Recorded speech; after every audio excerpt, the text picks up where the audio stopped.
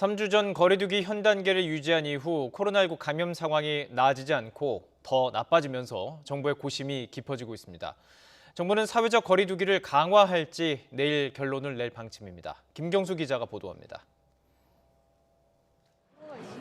정부가 지난 12일부터 시작한 현행 사회적 거리두기는 다음 달 2일 끝납니다.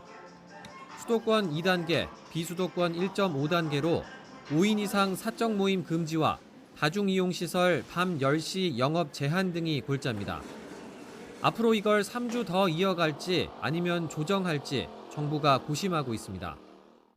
최근 한 달 하루 신규 확진자 수는 400명대와 700명대 사이에서 큰 폭으로 오르내리길 반복하고 있습니다. 평일보다 검사 건수가 줄어 확진자가 감소하는 이른바 주말 효과가 나타났다가 주중엔 곧바로 급증하는 겁니다. 전반적으로는 그래프가 점점 오른쪽 위를 향하며 완만한 증가세를 보이고 있습니다. 정부도 주말 효과는 잠재적 감염자가 상당수라는 의미라며 우려하고 있습니다. 결국 이제 검사량에 따라서 환자 수가 만큼 늘어난다는 것은 우리 사회에 지역 사회에 감염자 수가 잠재적인 감염자 수가 상당수가 있다라는 것을 이제 반증을 하는 것이라고 하겠습니다. 게다가 곳곳에서 집단 감염이 속출하고 있는데 감염 경로를 모르는 비율은 30%까지 올라갔습니다. 수도권뿐만 아니라 부산, 울산, 경남 등 지역을 가리지 않고 확진자가 나오고 있고 최근엔 변이 바이러스까지 변수로 떠올랐습니다.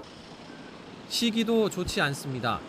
봄철을 맞아 지난 주말 전국의 이동량은 직전 주말보다 2.7% 늘었는데 가정의 달인 5월에도 이동량이 줄진 않을 거란 전망이 우세합니다. 지금의 거리두기는 한계가 있다는 목소리가 나오는 가운데 정부는 단계 격상에 신중한 모습입니다. 서민과 자영업자 등에 미치는 경제적 영향을 무시할 수 없는 겁니다. 사회적 거리두기를 강화했을 때 저희가 치러야 되는 그런 비용에 대한 부분과 또 방역적인 그런 차원에서의 어떤 역량 이런 부분들을 좀 전반적으로 검토를 하고 있습니다. 정부는 아직 의료 대응 역량이 충분하다는 의견과 환자가 누적되면 의료 체계에 부담이 돼 선제적 대응이 필요하다는 의견이 팽팽하다며 다양한 의견을 수렴해 거리두기 조정을 결정하겠다고 설명했습니다.